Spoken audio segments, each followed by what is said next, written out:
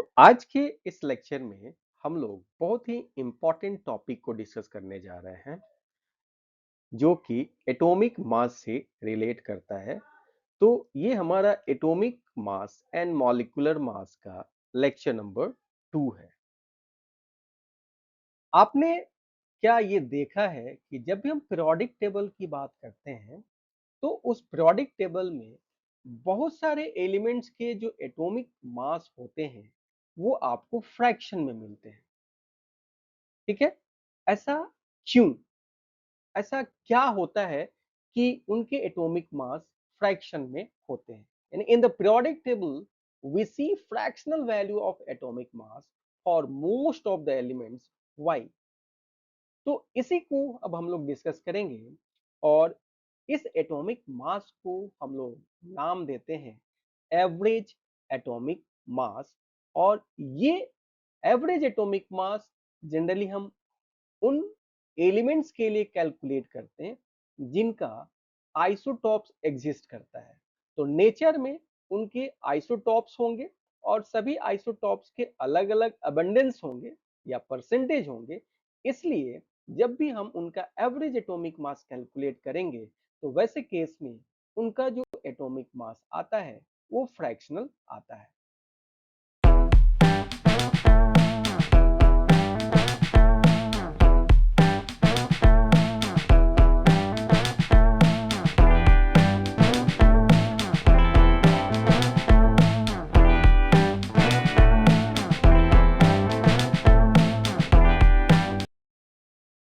तो आइए समझते हैं कि एवरेज एटॉमिक मास क्या होता है और इसका कैलकुलेशन कैसे करते हैं और ये किसके लिए एप्लीकेबल होता है।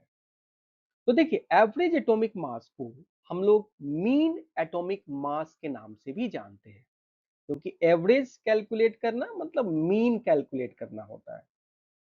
और एवरेज एटॉमिक मास जो होता है ये एप्लीकेबल होता है आइसोटॉप्स के लिए। ठीक है, मतलब वैसे एलिमेंट्स जिनका नेचर में आइसोटॉप्स एग्जिस्ट करते हैं।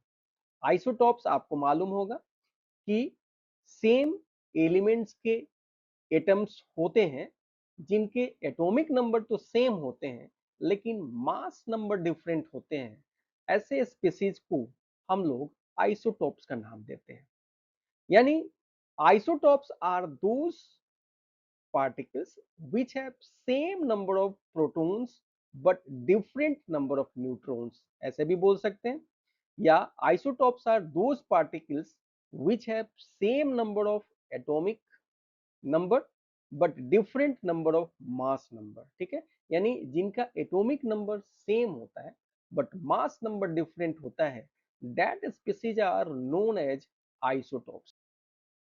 जैसे आप आइसोटॉप्स ऑफ हाइड्रोजन देख सकते हैं। तो हाइड्रोजन के जो आइसोटॉप्स होते हैं वो होते हैं प्रोटियम, ड्यूटेरियम एंड ट्रीटियम। तो आप क्या देख रहे हैं कि सभी के एटॉमिक नंबर सेम है क्योंकि सेम एलिमेंट्स के एटम है, लेकिन इनके मास नंबर अलग अलग हैं। जैसे हाइड्रोजन जिसको आप प्रोटियम बोल रहे हैं उसका मास नंबर 1 है, ड्यूटेरियम का मास नंबर 2 है और ट्रीटियम का जो मास नंबर है वो 3 है। ट्रीटियम रेडियो एक्टिव होता है। ड्यूटेरियम को हम लोग हेवी वाटर में यूज करते हैं। ठीक है, और आपको सिंपल जो वाटर होता है उसमें जो होता है वो आपका प्रोटियम होता है। तो आइए अब हम लोग समझते हैं आइसोटोप्स ऑफ ऑक्सीजन। तो देखिए, आइसोटोप्स ऑफ ऑक्सीजन क्या क्या होते हैं। तो यहाँ पे आप देख सकते हैं ऑक्सीजन जिसका एटॉमिक मास जो है वो 16 है, 17 है और 18 है। तो ये सब जो हैं these are isotopes of oxygen. तो आइए अब हम लोग ये समझते हैं कि आखिर एवरेज निकाला कैसे जाता है। यानी हम डिस्कस करने जा रहे हैं कॉन्सेप्ट ऑफ एवरेज। तो देखिए, हमारे पास ये एक एग्जाम्पल है।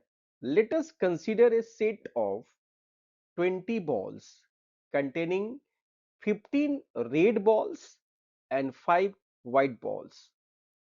The weight of each red and white ball is 1000 gram and 500 gram respectively. अब ऐसे केस में आपको क्या करना है, आपको फाइंड आउट करना है कि एवरेज मास क्या होगा बॉल का। तो देखिए, एवरेज मास कैलकुलेट करने के लिए आप नंबर ऑफ रेड बॉल्स को काउंट करिए और उसमें जो मास ऑफ रेड बॉल है उससे मल्टीप्लाई कर दीजिए plus number of white balls into mass of white balls और divided by total number of balls आपको यहाँ पे करना है। तो क्या होगा, हमारे पास नंबर ऑफ रेड बॉल्स की बात करें तो 15 है और ईच रेड बॉल का मास जो है वो 1000 है, तो हमने 1000 इंटू 15 किया प्लस ईच व्हाइट बॉल का जो मास है वो 500 ग्राम है और ये नंबर 5 है तो 500 इंटू 5 किया और डिवाइडेड बाय किया हमने 20 से, क्योंकि रेड बॉल 15 है और वाइड बॉल 5 है यानी टोटल बॉल 20 है। और अगर आप यहाँ से कैलकुलेट करते हैं तो इसका वैल्यू आता है 875 ग्राम। तो यहाँ जो आपके पूरे बॉल्स का जो एवरेज मास आपको आया वो मास क्या आया, वो आपका 875 ग्राम आया। तो यहाँ से आपको ये बात समझ में आ गया होगा कि अगर आपको एवरेज कैलकुलेट करने के लिए बोला जाए तो आपको क्या करना है। ठीक है, यही कॉन्सेप्ट को हमें जब एवरेज एटॉमिक मास कैलकुलेट करना होगा तो वहां पे भी हमें इसी तरीके से कैलकुलेट करना होगा। तो अगर आप इस क्वेश्चन को समझ गए हैं तो आप इस क्वेश्चन का आंसर खुद से कर सकते हैं। यहाँ पे आपके पास एक सेट है जिसमें रेड बॉल और ग्रीन बॉल है और ईच रेड बॉल का जो मास है वो 10 ग्राम है और ईच रेड ग्रीन बॉल का जो मास है वो 50 ग्राम है। तो आपको यहाँ से फाइंड आउट करना है एवरेज मास ऑफ बॉल्स। ठीक है, देखिए यहाँ पे हमने सिर्फ मास को चेंज कर दिया है और हर एक कॉन्सेप्ट जो है वो आपका पहले ही जैसा है। तो आप आसानी से यहाँ से आप एवरेज मास जो है इन बॉल का कैलकुलेट कर सकते हैं। तो ये आपके लिए रहा, आप इसको अपने आप कर सकते हैं। ठीक है, क्योंकि एकदम सेम एज इट इज पहले वाले जो क्वेश्चंस हमने बताया था कॉन्सेप्ट ऑफ एवरेज का, एज इट इज ये वैसा ही है। वहां पे जो आप 1000 रख रहे थे, ठीक है, और वहां पे यहाँ पे 10 रखना पड़ेगा, 500 रख रहे थे वहां पे 50 रखना पड़ेगा और नंबर काउंट कर लीजिए, रेड बॉल का नंबर क्या है, ग्रीन बॉल का नंबर क्या है और टोटल बॉल काउंट करके डिवाइड कर लीजिएगा तो आंसर यहाँ से आपको आ जाएगा। तो चलिए हम एक इंपॉर्टेंट टर्म को समझ रहे हैं जिसका नाम है परसेंटेज एबंडेंस। देखिए, परसेंटेज का मतलब होता है 100।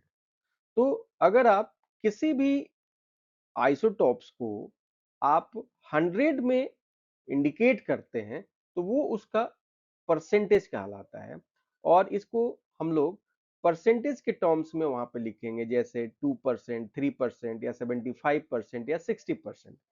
यानी अगर आप इसको बोले तो percentage abundance is defined as the percentage value of the quantity of isotopes available in nature for a given element. जैसे आप एग्जांपल के लिए देखिए, क्लोरीन का हमारे पास दो आइसोटॉप्स है, 35 एंड 37। और 35 का जो अबंडेंस होता है, परसेंटेज होता है नेचर में, वो 75% होता है और 37 का 25% होता है। तो ये 75% और 25%, इसी को हम लोग क्या बोलते हैं, परसेंटेज अबंडेंस का नाम देते हैं। तो हमने समझा कि आप एवरेज कैसे कैलकुलेट करते हैं। आइए उस कॉन्सेप्ट को हम लोग अप्लाई करने चल रहे हैं एवरेज एटॉमिक मास के कैलकुलेशन में। तो देखिए, एवरेज एटॉमिक मास को हम लोग ए बार लिखते हैं या इसको ए एवरेज से लिखते हैं। और याद रखिए कि एवरेज एटॉमिक मास जो एप्लीकेबल होता है ये आइसोटोप्स के लिए एप्लीकेबल होते हैं, यानी वैसे एलिमेंट्स जिनके जो एटम्स होते हैं उनके एटॉमिक नंबर तो सेम होते हैं बट मास नंबर डिफरेंट होते हैं, ऐसे को हम लोग एक दूसरे का आइसोटोप्स बोलते हैं। तो ये आइसोटोप्स हैं और आइसोटोप्स के लिए ही एप्लीकेबल होता है एवरेज एटॉमिक मास। आइए इसको एक एग्जाम्पल से हम लोग समझते हैं। हम मान लेते हैं कि हमारे पास एक एलिमेंट x है और इस x का दो हमारे पास आइसोटॉप हैं।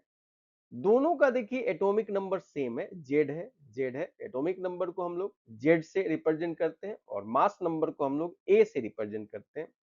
और मास नंबर डिफरेंट है, A1 है और दूसरे का A2 है। और हम ये मान लेते हैं कि इनका परसेंटेज एबंडेंस होगा कुछ नेचर में।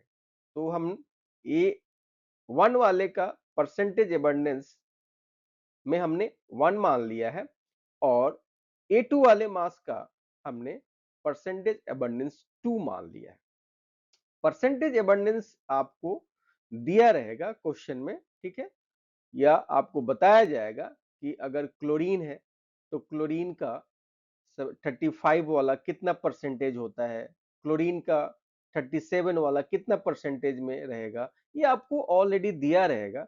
तो इसी को हम लोग परसेंटेज एबंडेंस बोलते हैं। अब देखिए यहाँ पे हमको एवरेज मास कैलकुलेट करना है।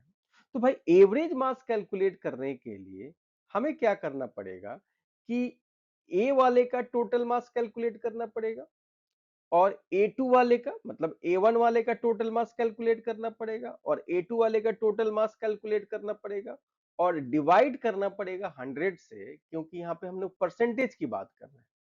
तो इसको हम लोग कैसे लिखेंगे? तो एवरेज लिखने के लिए आपको एवरेज एटॉमिक मास लिखने के लिए आपको इस तरीके से लिखना पड़ेगा, percentage abundance first into mass first, यानी एटॉमिक मास या आप फर्स्ट का लीजिएगा प्लस परसेंटेज अबंडेंस सेकंड और उसी तरीके से उसका एटॉमिक मास 2। अगर एक से ज्यादा हो तो और को भी आप इसी तरीके से ऐड करते जाइएगा और डिवाइड कर दीजिएगा 100 से। तो ये एक आपके पास फॉर्मूला है जिसके थ्रू आप एवरेज एटॉमिक मास कैलकुलेट कर सकते हैं। तो एवरेज एटॉमिक मास का आपको एक तो फॉर्मूला आपको मिल गया, average atomic mass equals to percentage abundance into atomic mass और डिवाइडेड बाय 100। इसी को अगर आप लिखना चाहें तो sum of percentage abundance into mass of isotopes divided by 100 भी आप लिख सकते हैं। तो आइए हमने जो अभी फॉर्मूला पढ़ा उस पे बेस्ड क्वेश्चन किस तरीके से आपसे पूछा जाएगा। तो यहाँ पे दिया गया है, given that abundance isotopes Fe54, 56 and 57 are 5%, 90% and 5% respectively. The average atomic mass of iron is। तो देखिए इसमें टाइप 1 इसी तरीके से क्वेश्चन आपसे पूछा जाएगा। आइसोटॉप्स का नाम दिया जाएगा, उसका एटॉमिक मास दिया रहेगा, उसका परसेंटेज अबंडेंस दिया जाएगा और आपसे पूछा जाएगा कि आप बताइए कि उसका क्या एटॉमिक मास होगा, यानी एवरेज एटॉमिक मास उसका क्या होगा। तो आपने अभी जो फॉर्मूला पढ़ा उस फॉर्मूले को यहाँ पे अप्लाई करिए। एवरेज एटॉमिक मास को हम लिखते हैं percentage abundance, sum of percentage abundance into mass यानी एटॉमिक मास डिवाइडेड बाय 100।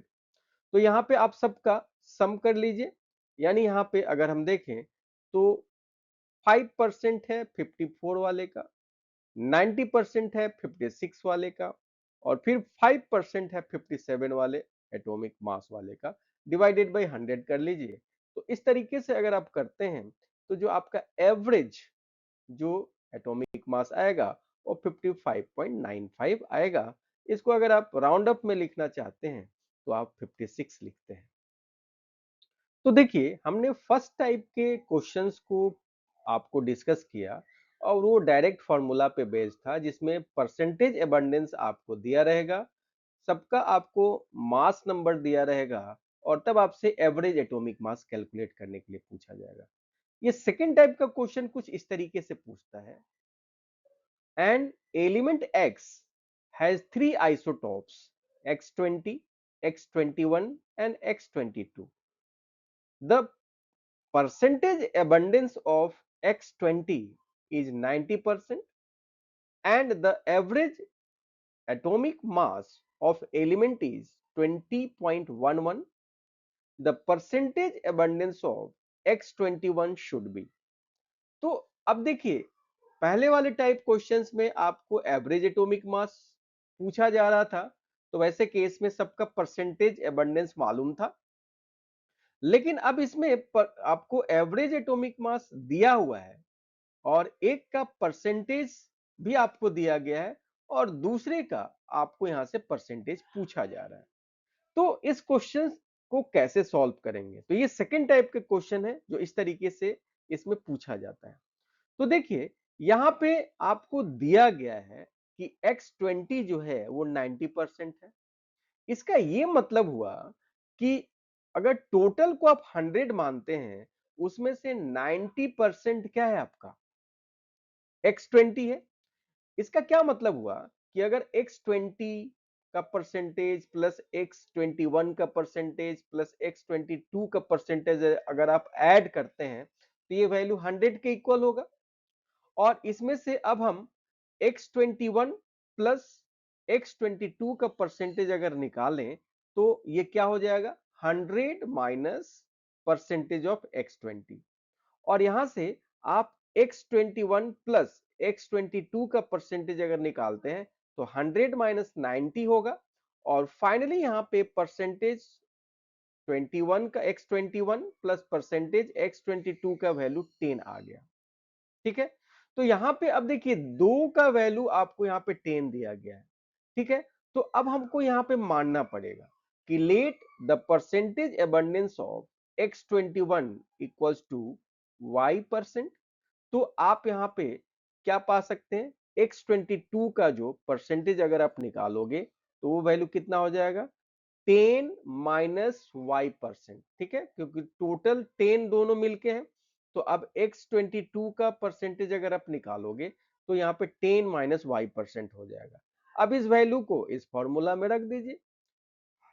तो अब इस वैल्यू को इस फॉर्मूला में रख लीजिए और यहां से आप क्या कर सकते हैं आसानी से वैल्यू को कैलकुलेट कर लीजिए।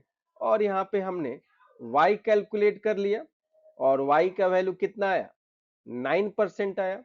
और x निकाल लेते हैं दूसरे का अगर हम बोले तो उसमें से 10 में से 9 को माइनस कर दीजिएगा तो वैल्यू आपका 1% हो जाएगा। तो इस तरीके से आप कैलकुलेट कर सकते हैं। तो चलिए ये क्वेश्चन होमवर्क में आप ले सकते हैं। An element helium has two isotope helium 3 and helium 4। The average atomic mass of helium is 3.98। The percentage abundance of helium 3 and helium 4 should be. तो देखिए यहाँ पे परसेंटेज अबंडेंस नहीं दिया गया है, तो आपको क्या करना है कि एक का x मान लीजिएगा तो दूसरे का परसेंटेज 100 माइनस x हो जाएगा। और इस तरीके से आप x का कैलकुलेशन कर लीजिएगा तो 100 माइनस x करके उसको आसानी से आप कैलकुलेट कर सकते हैं। अब देखिए जो एवरेज एटॉमिक मास का आपने मेन फॉर्मूला डिस्कस किया उसी का मॉडिफाई फॉर्म जो है वो अभी हम डिस्कस करने चल रहे हैं, जिसमें कभी कभी रेशियो करके क्वेश्चन आपसे पूछा जाता है। तो जब भी रेशियो में कोई क्वेश्चन पूछा जाए तो उसके लिए हम लोग इस फॉर्मूले का यूज कर सकते हैं। मास 1 into ratio plus mass 2 into ratio 2 divided by total ratio part. ठीक है, तो यहाँ पे जो रेशियो पार्ट है, ठीक है, रेशियो पार्ट में क्या होगा हम लोग उसको F1 मान लिए हैं पहले वाले रेशियो को और दूसरे वाले को F2 मान लिए हैं। तो आप इसको A1 F1 plus A2 F2 भी कैलकुलेट कर सकते हैं। इस तरीके से भी आप उसको लिख सकते हैं। यानी F1 एंड F2 जो है ये आपका मास फ्रैक्शन ऑफ आइसोटॉप्स है। ठीक है, यानी मास फ्रैक्शंस का क्या मतलब होता है कि इंडिविजुअल का मास डिवाइडेड बाय टोटल का मास, तो वो उसका मास फ्रैक्शंस कहलाता है। तो ये एक फॉर्मूला है जिसके थ्रू आप एवरेज एटॉमिक मास कैलकुलेट कर सकते हैं। तो आइए रेशियो वाले पे किस तरीके से क्वेश्चन दिया जाएगा उसको हम लोग यहाँ पे सॉल्व करते हैं। क्वेश्चन दिया गया है two isotopes and element X have atomic mass 16U and 18U respectively of their ratio is 1:3। find average atomic mass of x। तो देखिए यहाँ पे रेशियो दिया गया है और 16U वाले का 1 है और 18U वाले का 4 है। तो आप यहाँ पे क्या करिए ये फॉर्मूला अप्लाई कर दीजिए और टोटल रेशियो 1 प्लस 3 करिएगा तो 4 हो जाएगा। वैल्यू पुट करिए 16 into 1 plus 18 into 3 divided by 4 और यहाँ से सॉल्व कर लीजिए तो वैल्यू कितना आया आपका 17.5 यू आंसर आपका आया। अब देखिए, अब जो मैं क्वेश्चन आपको देने जा रहा हूं आपको खुद से करना है, ठीक है, ये आपको होमवर्क में रहेगा। आपको करना क्या है कि जो मेन फॉर्मूला है उसी पे इसको अप्लाई करना है, तो फॉर्मूला अपने आप डिराइव हो जाएगा। और ये क्वेश्चन आपसे पूछा जाएगा, अगर 50% दे दे कि अगर जो भी आइसोटॉप्स हैं वो 50-50% है, तो वैसे केस में आप उसका एवरेज एटॉमिक मास कैसे निकालिएगा, ठीक है? तो ये आपके लिए होमवर्क में रहेगा। मैंने यहाँ पे ये लिख दिया है कि इनका एवरेज एटॉमिक मास आएगा A1 + A2/2। आप खुद से करके देखिए, ये फॉर्मूला आपको आ जाएगा।